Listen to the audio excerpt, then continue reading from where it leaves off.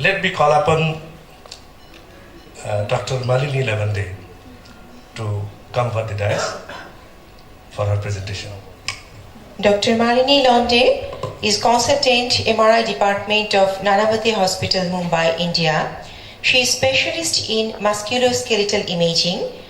She has obtained 15 gold medals in MBBS, Lakhonpal Young Achiever Award in Radiology. She has 18 PubMed indexed journal publications. Dr. Malini Lavande. Good morning, everyone. First of all, I would like to thank the organizers for having given me an opportunity to be here today. Believe me, it feels so wonderful to meet so many of my friends here. It's my first time in Dhaka, but it doesn't feel so. I feel at home because I know so many of you here. And I'm really overwhelmed by all the love and hospitality that has been shown to me. So let's start with the evaluation of marrow of spine.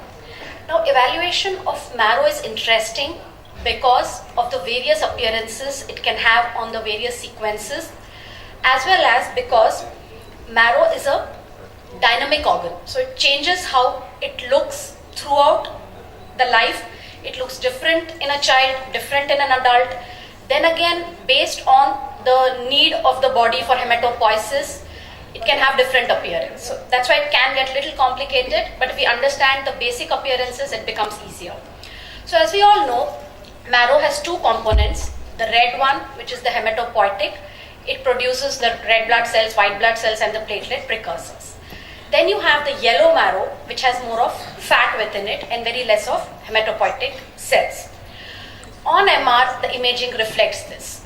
The yellow marrow looks like fat, while red marrow looks a little bit like water, not completely, but a bit like water. If we look at the pattern of marrow, at birth, the entire body, all the bones have red marrow. Then as the child grows up, the red marrow gets converted to yellow marrow. And luckily for us, it happens in a very predictable and uniform fashion, first in the distal part of the body and then in the axial skeleton. Good morning, everyone. First of all, I would like to thank the organizers for having given me an opportunity to be here today. Believe me, it feels so wonderful to meet so many of my friends here. It's my first time in Dhaka, but it doesn't feel so. I feel at home because I know so many of you here. And I'm really overwhelmed by all the love and hospitality that has been shown to me. So let's start with the evaluation of marrow of spine. Now, evaluation of marrow is interesting because of the various appearances it can have on the various sequences, as well as because marrow is a dynamic organ. So it changes how it looks throughout the life. It looks different in a child, different in an adult. Then again, based on the need of the body for hematopoiesis, it can have different appearance. So that's why it can get a little complicated, but if we understand the basic appearances, it becomes easier. So as we all know, marrow has two components. The red one, which is the hematopoietic, it produces the red blood cells, white blood cells, and the platelet precursors. Then you have the yellow marrow, which has more of fat within it and very less of hematopoietic cells. On MR, the imaging reflects this. The yellow marrow looks like fat, while red marrow looks a little bit like water, not completely, but a bit like water. If we look at the pattern of marrow, at birth, the entire body, all the bones have red marrow. Then as the child grows up, the red marrow gets converted to yellow marrow. And luckily for us, it happens in a very predictable and uniform fashion, first in the distal part of the body and then in the axial skeleton. Central skeleton, the axial skeleton, still has red marrow. So spine, even at an older age, would have a large proportion of red marrow compared to the peripheral bones. So when we look at marrow abnormalities, you can have normal marrow, you can have some abnormal signal, but it may not be significant, which we see in our day-to-day practice, and it may not be clinically significant. What we are more interested in is looking at the abnormal signal, which is significant. How do we image? X-rays, as we know, are not very sensitive. You need about 50% bone destruction before a lytic lesion is evident on a radiograph. CT again, you are looking only at the osseous component, the osseous destruction. We are not imaging the marrow that well. Radionuclide scan is very sensitive but not specific. Anything with a high bone turnover will look like a hot spot. So it will not be very specific as to what particular abnormality it is. So MRI is the modality of choice when we want to image the marrow itself. How does the marrow look? If you look at the age of a neonate, a child, what you can see is what looks like vertebral body, something which looks very prominent is in fact the disc. The vertebral bodies don't look that prominent, they are looking darker. It becomes difficult in fact when you count which is the body and which is the intervertebral disc. Later, as you see, by about 1 year, you can now clearly demarcate the vertebral bodies, the discs. But on a T1 weighted image, if you see, all the vertebrae look diffusely, slightly hypointense. They still don't have much of fatty marrow. And then in an adult, this is the pattern that we see. A T1 weighted image, the marrow should be fatty. It should always look brighter than the adjoining intervertebral disc. So after the age of 10 years, if you see the vertebral body darker than the adjoining disc, something's wrong and you need to think what it is. On a T2 weighted image, if you see here, the marrow is bright, the disc is brighter because of the water in the nucleus pulposus. This here is the fat along the basivertebral venous plexus. So now, which are the sequences that we look at when we are imaging marrow? The most important one is the T1 weighted image. Why? Because in an adult, normal fatty marrow is bright. All the pathologies are dark, so you can see it very well in that background. Next sequence, which is very important, is a fat saturated T2 or a stir sequence. Stir works better over larger field of view curved surfaces. Fat sat may not be homogeneous over curved surface or large field of view unless you use certain other additions like ideal, those kind of sequences. Why this is important? Because a T2 weighted image is not very good to look. Plain T2 is not good to look for marrow abnormality. Most of the pathologies are bright on T2. Lesion is bright, marrow is bright. How do we distinguish between them? So if we suppress the fat, make the fat look dark, the pathology is bright and stands out. But one caveat here is that if you have a sclerotic lesion, a sclerotic mets from prostate carcinoma, it may look dark on a stir sequence. So when you want to screen for metastasis, you need to do a T1 weighted image for screening because sclerotic as well as lytic mets will be seen as dark on T1 weighted image. So a combination of T1 and a stir or a fat sat T2 is what is needed. Don't go by only plain T2. It's very easy to miss lesions on these. So if you look at the bone marrow disorders, you can divide them into one where there is reconversion. That means red marrow has got converted to yellow marrow with age, but then there is some increased need for hematopoiesis. Patient may have anemia. So the yellow marrow gets normal metabolic cells. The marrow may be depleted and you will see lots replaced by fat. The marrow may be edematous, which could be due to trauma, tumor, infection, ischemia, or the marrow could be fibrosed. The hematopoietic tissue gets replaced by fibrous tissue. Radiology wise, to understand, you may have something which looks like fat, that is bright on T1, bright on T2, dark on stir sequence. You may have a pathology which looks sclerotic, which is dark on all the sequences. You may have something which is edema, dark on T2, bright on stir sequences. You may have infiltration, which again would parallel that of edema. Fibrosis would be dark on both. Red marrow is slightly hypointense than the muscle on a T1 weighted image and slightly hyperintense to the muscle on a stir sequence. Let's start looking at the images. This is something we see day in and day out. We start with fat. So when you have a well-defined rounded lesion, they can be multiple, which could be focal fatty marrow, or you can have a hemangioma, which can have a little bit of striated appearance. Never a problem usually, just incidental findings. You just mention them in the body of the report and leave it at that. A CT, if it is done, will show you the classic polka dot appearance or the corduroy appearance based on which image you are scanning. Sometimes hemangiomas can be large, like you can see here. This patient, there is a striated pattern, the vertebra is little expanded. and you have a large part which has bled. There's a soft tissue component which has caused marked cord compression. These are rare. The incidental hemangiomas are what we see all the time.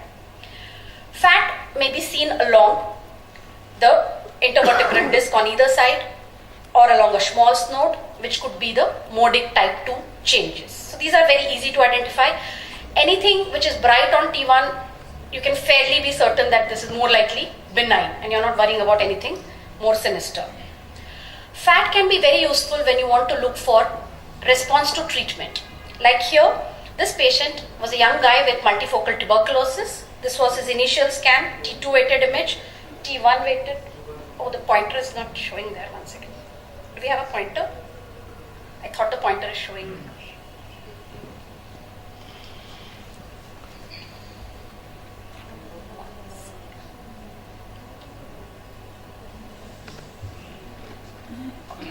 Yeah. So this is a T2 weighted image. This is a T1 weighted image. This is a stir sequence. So we have multiple lesions in the vertebrae which are bright on stir and slightly dark on T1 weighted image. After this patient completed his entire course of anti-tuberculous treatment, you can see on T1 weighted image, these dark lesions have now been replaced by fat. That means this is healing. Next, fatty marrow may also be seen with myeloid depletion, when the hematopoietic marrow is depleted. This could be due to aplastic anemia, or more likely we see it post-treatment when radiation therapy or chemotherapy has given for some underlying malignancy. So this was a patient who received radiation for a oropharyngeal or nasopharyngeal malignancy, and you can see here there's a very sharp cutoff. C2, 3, 4, 5 show fatty marrow, and below that you have the normal marrow. So you know that this is the exact field which was radiated, replaced by marrow. Initially there will be edema once the radiation is given, after a few months fatty marrow, and after about 1 or 2 years the normal marrow may recover. This was again a patient who had received radiotherapy, and you can see bright on T1. So bright on T1, you are usually safe. Next, coming to sclerosis, which looks dark on both T1 as well as T2. Commonest what we see are the Modic type 3 sclerotic changes. It looks dark on T1 as well as on T2 weighted images. Sclerosis may also be seen with metastasis. So here you can see the vertebral bodies are darker than the disc. The disc is bright while the vertebral bodies are darker, so we know it's abnormal. It is very patchy, diffuse throughout the spine. This was a patient with carcinoma of prostate, and these were metastasis. Marrow edema could be due to a number of causes. The common one again we see is the Modic type 1 degenerative end plate changes, where you have bright signal on either side of the disc and the intervening disc is degenerated. You need to distinguish this from infection. Sometimes, usually it's not, but sometimes it's a problem. In infection, the intervening disc is also involved, so it is bright in tuberculous early spondylodiscitis. And when you notice, there is some amount of soft tissue component. While in Modic type 1 changes, the disc is dark, it is degenerated, and the edema is limited to less than about half of the vertebral body. It's not too diffuse. Tuberculosis typical appearance, we all know, disc, 2 bodies involved, associated soft tissue component. This is in the little later stages. Just marrow edema could be seen in post-trauma. This was a patient who had back pain after epileptic attack. And what you can see here is number of vertebrae show marrow edema with very subtle superior end plate depression or very subtle hypointensity there. These were number of very subtle compression fractures. This was a patient with old lady osteoporotic fractures. So MR shows marrow edema and can tell you which is the acute one. Radiographs can be sometimes difficult as to which is the acute one and which is not. So MR can show you marrow edema in it. Coming to marrow infiltration, the one we don't want to miss. Here if you see, this was a young guy who we knew the history before. He was a known case of leukemia. Infiltration. Lymphoma, the infiltration is usually not that diffuse. It's more localized. So here in this patient, you have these vertebral bodies which are dark on T1. They show enhancement, though we may not give contrast every time. Soft tissue is involved. And here I want to make it a point that on plain T2 images, these lesions can be very subtle and not easy to pick up. Mets, very common. In fact, more common in the spine because there is predominance of red marrow here. Very common from prostate, breast, followed by renal and GI malignancies. Melanoma is not something that we see that very often. So here again, the very fact that the vertebrae are darker than the disc on T1, you know it's abnormal. On STIR, it's looking bright. So again, we know it's abnormal. These were CA, breast metastasis. Important to distinguish metastatic compression fracture from an osteoporotic compression fracture. Most of the times, routine imaging is able to help. You may do flare, you may do diffusion, but I would say 99% of the time, the usual basic ones help. And sometimes nothing helps and we need to go in for a biopsy. So here if you see, this is metastasis. On T1, the entire vertebral body shows altered marrow signal. It has a posterior convex margin, some associated soft tissue component. And here if you see in an osteoporotic fracture, when you see fluid within the vertebral body, you're more sure that this is an osteoporotic fracture. If you look at the posterior margin, instead of being convex like this, it is more angulated, a retropulsed fragment. So you can distinguish between the two fairly well. Multiple myeloma can have a number of patterns. The common one that you see, again here, very heterogeneous marrow. If you see on STIR, the iliac bones, sacrum, all the bones, some of them show compression deformities. But remember, sometimes multiple myeloma can have completely normal MR. Even though the patient is proven multiple myeloma, MR may be normal. We have seen that happen in few cases. And there are case reports describing it. Multiple myeloma can be solitary like here. Coming to myelofibrosis, where the marrow is replaced by fibrous tissue, which looks dark on both T1 as well as T2. This could be primary disorder, this could be following radiation or chemotherapy.